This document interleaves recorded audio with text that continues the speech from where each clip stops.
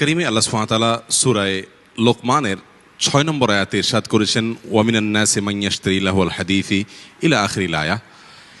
এই আয়াতটিতে আল্লাহ সুবহানাহু ওয়া তাআলা মূলত গান বাদ্য বিশিষ্ট গান এবং নির্দিষ্ট কিছু গানকে আল্লাহ সুবহানাহু ওয়া তাআলা হারাম করেছেন।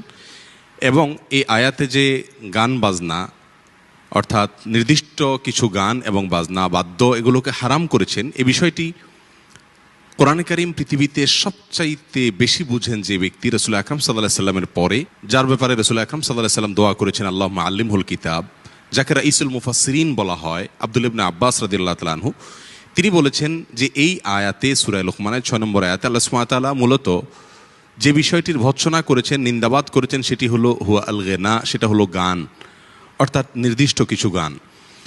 এবং আব্দুল্লাহ ইবনে মাসউদ রাদিয়াল্লাহু তাআলা আনহু আরেকজন সিনিয়র সাহাবী, তিনি বলেছেন ওই আল্লাহর শপথ যিনি ছাড়া আর কোনো মাবুদ নাই, এখানে গান বাজনাকে উদ্দেশ্য করা হয়েছে এই আয়াতে, অর্থাৎ এটা নিষিদ্ধের আওতায়। হাসান বসরি রাহিমাহুল্লাহ তাবিদের ভিতরে অত্যন্ত প্রসিদ্ধ, তিনিও বলেছেন এখানে গান বাজনার উদ্দেশ্য। আব্দুল্লাহ ইবনে ওমর রাদিয়াল্লাহু তাআলা আনহু সিনিয়র সাহাবী, তার থেকে এটা বর্ণিত হয়েছে। এবং এভাবে প্রায় সকল সালাফ তাবি সাহাবী তাদের থেকে এই আয়াত প্রসঙ্গে এই বিষয়টি বর্ণিত হয়েছে। অতএব এই আয়াত থেকে পরিষ্কারভাবে আমরা বুঝতে পারলাম যে গান বাজনা বাদ্য এই সমস্ত হারাম। সহিহ বুখারীর একটি বর্ণনা আসছে, রাসূল আকরাম সাল্লাল্লাহু আলাইহি সাল্লাম বলেছেন একটা সময় আসবে যখন আমার উম্মতেরা কয়েকটি নিষিদ্ধ বস্তুকে তারা হালাল মনে করবে, ইয়াস্তাহিল্লুনা, তারা হালাল মনে করবে, আল হাররা ওয়াল হারির ওয়াল মাআজিফ, তারা রেশম এর ব্যবহার পুরুষের জন্য হালাল মনে করবে, এবং তারা গান বাজনাকে হালাল মনে করবে, বাদ্যযন্ত্রকে হালাল মনে করবে। তো কোরআনে কারীমের আয়াত এবং হাদিস আরও অনেকগুলো আয়াত রয়েছে, সবগুলোকে একসাথ করলে আমরা দেখি মূলত আল্লাহ সুবহানাহু ওয়া তাআলা বাজনা বাদ্য এটাকে নিষিদ্ধ ঘোষণা করেছেন, ইসলামের শরীয়তে এটা হারাম।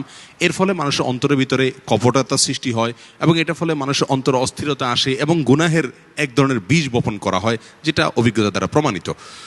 পক্ষান্তরে কিছু কিছু গান যেগুলোতে নিষিদ্ধ কোনো দিক না থাকে সেগুলো হালাল। রাসূল আকরাম সাল্লাল্লাহু আলাইহি সাল্লাম যে গান সম্পর্কে নিন্দাবাদ করেছেন, কোরআনে যে গান সম্পর্কে নিন্দাবাদ করা হয়েছে, মূলত সেটা প্রথমত বাদ্যযন্ত্র বিশিষ্ট, দ্বিতীয়ত সেটার অর্থ বা কথার ভেতরে যদি মন্দ কোনো বা নিকৃষ্ট কোনো কিছু থাকে, কোরআন হাদিস বিরোধী কোনো কিছু থাকে, সেটা হারাম হবে।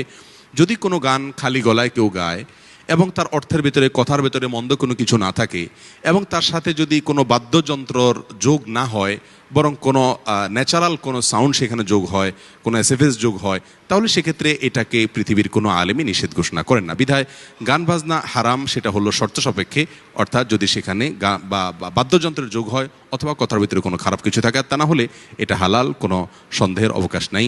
আল্লাহ সুবহানাহু ওয়া তাআলা আমাদের সকলকে বুঝার তৌফিক দান করুন।